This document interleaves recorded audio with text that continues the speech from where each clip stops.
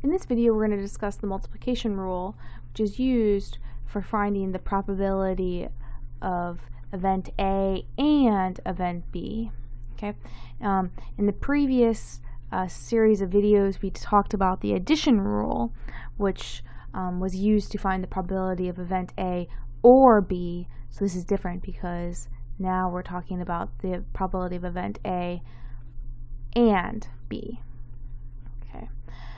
Alright, so let's talk about this using a few examples, and then we'll build up to what the rule is. So a coin is flipped, then a die is rolled. Find the probability of getting a tail and a 5. So to do this, I'm going to first think about my sample space. So to do my sample space, I'm going to use a tree diagram. I get a tail or a head, that's the coin flip. And then the die roll, there's 6 possible outcomes. Okay. Let's see. 1, 2, 3, 4, 5, 6. 1, 2, 3, 4, 5, 6. Alright, so there are 2 possible outcomes here, and then 6 possible outcomes here.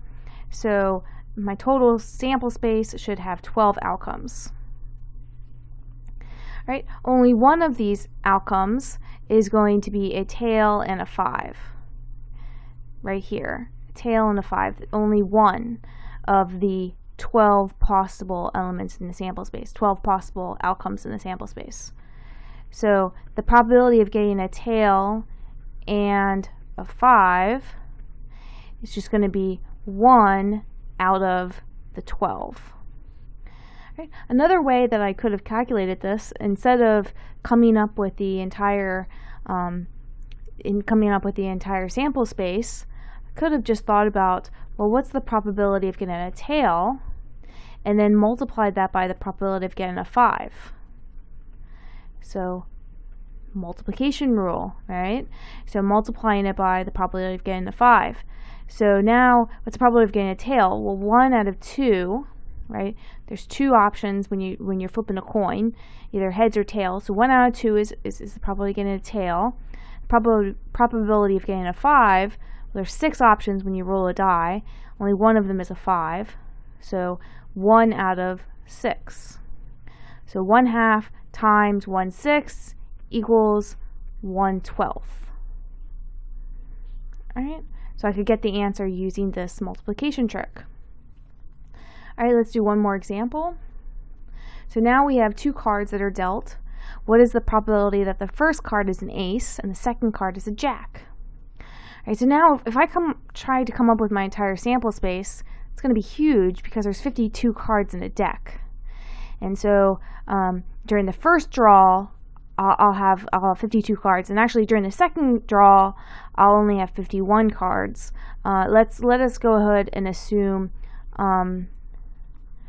the cards are selected without replacement. Meaning, I take an ace and then I don't put it back into the deck, right? So I don't replace it into the deck. So I take an ace and then I take a jack. What's the probability of getting an ace and a jack? Okay. So let's go and write this down. The probability of getting an ace and a jack. Okay, so this is going to be equal to, let's go ahead and try to use that multiplication trick that I used in the previous example. So I'm going to do the probability of getting an ace. And I'm going to multiply this by the probability of getting a jack. Now, I need to remember that I already pulled out an ace, right? So there's no longer 52 cards in the deck. Now there's only 51 cards in the deck. So to remind me that I've already pulled out an ace, I'm going to use this notation. Okay, this means given that you've already selected an ace. Okay, so this is the probability of getting an ace times the probability of getting a jack, given that you've already got an ace. Alright, so let's try to calculate this. Well, how many aces are in the deck? There's 4 out of 52. how many jacks are in the deck?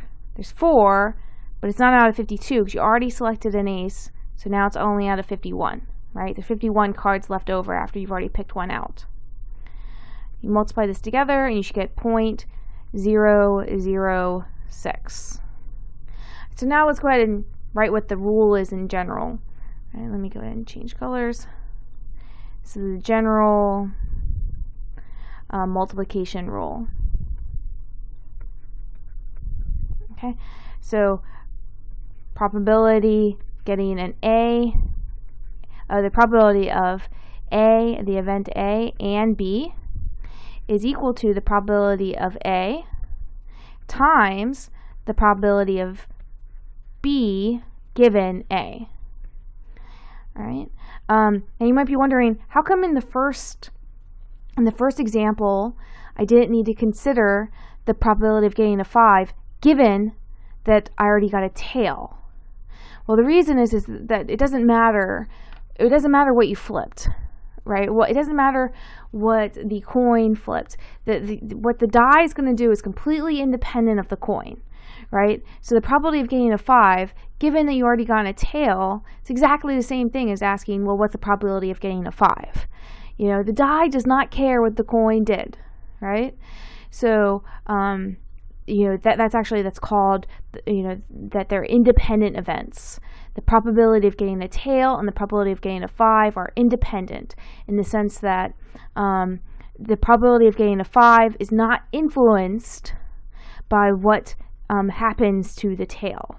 Okay, so let me go ahead and write some of that down. So if A and B are independent, okay, if A and B are independent, then the probability of B given A is just the same thing as the probability of B. So that means you don't need to worry about this given part. Okay, so you know, in that case, the probability of A and B would just be, as it was in example 1, the probability of A multiplied by the probability of B. Okay, only if there's independence. And let me go ahead and do a definition of independence. So a more formal definition of independence. So 2 events are independent. Okay, 2 events are independent if the occurrence of one event does not affect the probability of the other event. All right. One thing I want to mention, since in the addition rule we were talking about disjoint, so I want to mention, so this is definition of independence. So I want to mention that disjoint is not the same thing as independent. Okay.